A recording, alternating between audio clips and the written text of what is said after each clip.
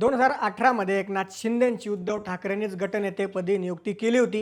एकनाथ शिंदेंनी सुद्धा उद्धव ठाकरेंचं नेतृत्व मान्य केलं होतं। मग पक्ष फुटल्यावर पक्ष एकनाथ शिंदेंचा कसा झाला असा युक्तिवाद उद्धव ठाकरे गटाचे वकील कपिल सिब्बल यांनी केला।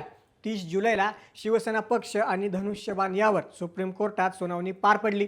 यावेळी कपिल सिब्बल यांनी जोरदार युक्तिवाद केला। एवढंच नाही तर बंडखोरी करून थेट पक्षावर दावा करणं हे लोकशाहीसाठी अत्यंत घातक आहे।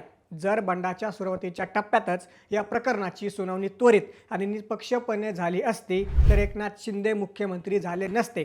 त्यामुळे या संपूर्ण वादावर कोणताही विलंब न लावता अंतिम निर्णय द्यावा अशी विनंती कपिल सिब्बल यांनी सर्वोच्च न्यायालयाला केली। त्यानंतर आज उद्धव ठाकरेंनी पक्षांचे सर्व जिल्ह्यांचे प्रमुख तसेच विधानसभा मतदारसंघाच्या संपर्क प्रमुखांची बैठक बोलावली होती। या बैठकीत पक्षप्रमुख उद्धव ठाकरेंनी अत्यंत मोठं विधान केलं। या बैठकीत बोलताना उद्धव ठाकरेंनी सांगितलं की पक्षाचं चिन्ह धनुष्यबाण आपल्यालाच मिळेल। जर आपल्याला मिळालं नाही तर धनुष्यबाण चिन्ह गोठवलं जाईल। त्यामुळे आता शिवसेना पक्ष आणि चिन्हाबाबत अंतिम लढाई सुरू असल्याचं समजतंय। एकीकडे पक्ष आणि चिन्ह एकनाथ शिंदेंना मिळालेलं असताना दुसरीकडे उद्धव ठाकरे गट आता यासाठी अत्यंत आक्रमक झालाय। तसेच येत्या 4 ऑगस्टला या संदर्भातली पुढील सुनावणी आहे।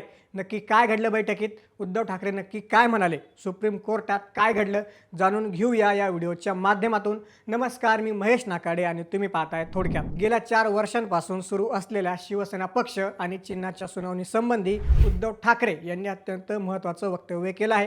सर्वोच्च न्यायालय शिवसेना पक्ष चिन्ह आपल्यालाच देणार आणि जरी चिन्ह आपल्याला मिळालं नाही तर ते गोठवलं जाईल असा ठाम विश्वास उद्धव ठाकरे यांनी व्यक्त केला। तसेच सध्याचा काळ हा पक्ष वाढीसाठी अनुकूल असून 2029च्या निवडणुकीच्या तयारीला लागा असे स्पष्ट आदेश उद्धव ठाकरे यांनी पदाधिकाऱ्यांना दिले आहेत।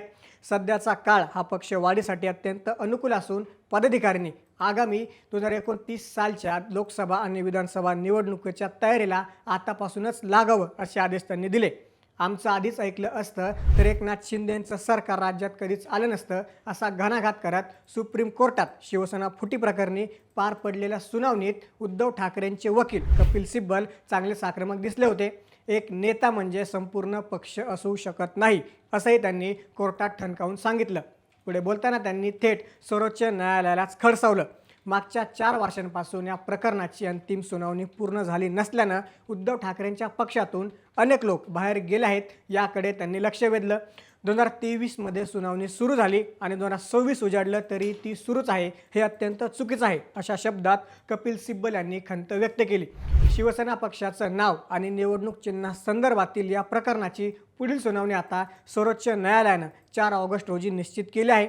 2022मध्ये जेव्हा शिवसेनेत फूट पडली आणि 40 आमदारांनी उद्धव ठाकरेंची साथ सोडली त्या आमदारांच्या अपात्रतेच्या मुद्द्यावर सध्या सुप्रीम कोर्टात मोठा युक्तिवाद रंगला होता। सरन्यायाधीश सूर्यकांत, न्यायमूर्ती जयमाला बागची आणि न्यायमूर्ती व्ही मोहना यांच्या 3 न्यायमूर्तीच्या खंडपीठासमोर उद्धव ठाकरे गट आणि शिंदे गट आमने-सामने आले होते। सुनावणीला सुरुवात होताच ठाकरे गटाची बाजू मांडताना ज्येष्ठ वकील सिब्बल यांनी अत्यंत आक्रमक पवित्रा घेतला।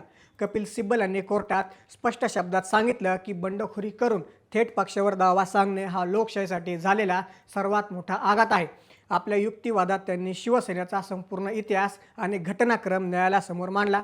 1966मध्ये बाळासाहेब ठाकरे यांनी स्थापन केलेल्या या पक्षाचे 2013 पासून उद्धव ठाकरे हेच अधिकृत पक्षप्रमुख आहेत असं त्यांनी सांगितलं। 2018मध्ये झालेल्या पक्षांतर्गत निवडणुकांचे सर्व अधिकृत पुरावे यावेळी न्यायालयात सादर करण्यात आले। सर्वात महत्त्वाची बाब म्हणजे 2018मध्ये एकनाथ शिंदे यांची पक्षाच्या गटनेतेपदी नियुक्ती खुद्द पक्षप्रमुख उद्धव ठाकरे यांनीच केली होती। याकडे सिब्बल यांनी न्यायालयाचं विशेष लक्ष वेधलं। त्यावेळी एकनाथ शिंदे यांनी उद्धव ठाकरेंचं नेतृत्व पूर्णपणे मान्य केलं होतं। 2019मध्येही त्यांनी उद्धव ठाकरेंच्याच नेतृत्वाखालील निवडणूक लढवून महाविकास आघाडी सरकारमध्ये नगरविकास मंत्री म्हणून पदभार स्वीकारला होता। त्यानंतर जून 2022मध्ये महाराष्ट्राच्या राजकारणात मोठा भूकंप झाला। महाविकास आघाडी सरकारमध्ये मंत्री असताना एकनाथ शिंदे यांनी शिवसेनेच्या इतिहासातील सर्वात मोठं बंड केलं। सुरुवातीला एकनाथ शिंदे यांच्यासह 31 आमदार अचानक गुवाहाटीला गेले। तिथे या आमदारांनी परस्पर ठराव मंजूर करून मुख्य प्रतोद सुनील प्रभू यांच्याऐवजी भरत गोगावले यांची व्हीप म्हणून नियुक्ती केली। सिब्बल यांनी यावर बोट ठेवत कोर्टात विचारलं की केवळ 31 आमदारांचा एक गट म्हणजे संपूर्ण राजकीय पक्ष असू शकतो का? एका पक्षाच्या चिन्हावर निवडून यायचं, सत्ता उपभोगायची, बंडखोरी करायची आणि नंतर मूळ पक्षावरच मालकी हक्क सांगायचा हा पायंडा अत्यंत धोकादायक आहे। या संपूर्ण प्रकरणाची पार्श्वभूमी पाहता फेब्रुवारी 2023 केंद्रीय निवडणूक आयोगाकडून पक्ष व चिन्ह शिंदे गटास बहाल करण्यात आलं होतं।